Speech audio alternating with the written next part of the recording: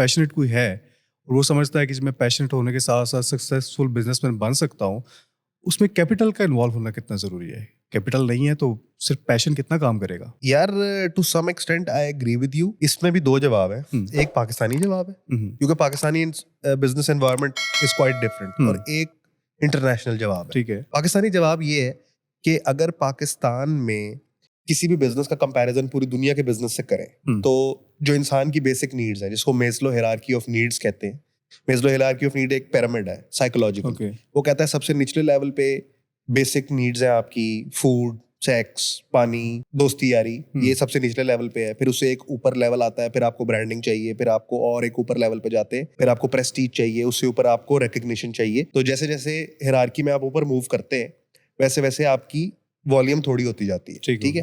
अब जो basic needs है ना पाकिस्तान में, हमारे तो वही मीट नहीं है। तो हमारे बिजनेस मैन या एंटरप्रेन्योर की जर्नी शुरू होती है -2 से, यानी कि उसने सबसे पहले खानदानी उधार को चुकाना है, उसने किराए के घर से अपने घर पे शिफ्ट होना है, उसने शादी करनी है, जो बेसिक नीड्स हैं। इंटरनेशनल वर्ल्ड में ये नीड्स गवर्नमेंट पूरी करती है। एजुकेशन हम देंगे, खाना हम देंगे, माहौल ऐसा देंगे कि जो तुम्हारी जिस्मानी नीड्स हैं वो पूरी सारी हम करेंगे, ये तुम्हारी मीट है। अब इससे आगे सोचो क्या सोचना है। तो हमारी सोच जो है वो पहले मेजलो की पहले लेवल से आती है, वो शुरू ही दूसरे से होते हैं।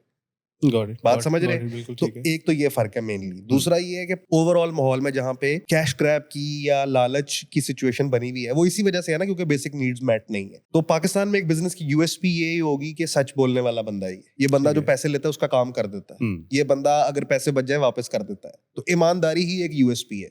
बाहर ऐसा नहीं है। बाहर ईमानदारी तो बेसिक है, उसके आगे कंपेटिटिवनेस शुरू होती है। यानी कि अगर आप सिलिकॉन वैली में, कैलिफोर्निया में है, तो आपको ये डर किसी से नहीं है कि ये बंदा पैसे लेके काम नहीं करेगा। यहाँ पे है, ठीक है। वहां पे आपको ये डर है ही नहीं। हर बंदा ही ईमानदार है, उसमें से कोई लायक होगा, कोई ना लायक होगा। तो इसलिए पैशन जो है वो मैं इसको ज्वाइन करता हूँ वापस आके, कि अगर आपका सिर्फ पैशन है, तो मैंने आपको पैशन के साथ 2 और कंडीशंस बताई हैं कि मार्केट गैप भी होना चाहिए और सप्लाई चेन पे हाथ भी होना चाहिए। पूरी दुनिया में एक प्रैक्टिस है कि अगर तुम्हारे पास कोई ग्राउंड ब्रेकिंग आइडिया है, तुम आइडिया को लेके आओ, पैसे वाले अफराद तुम्हारे साथ मिलेंगे जिनको वेंचर कैपिटलिस्ट कहते हैं, और वो तुम्हारे आइडिया को एग्जीक्यूट करवा देंगे। पाकिस्तान में ये वाला कल्चर एंटायरली ऑपोजिट है। वो यहाँ पे आपका आइडिया चोरी कर लेंगे, लेकिन आपको इनेबल नहीं करेंगे।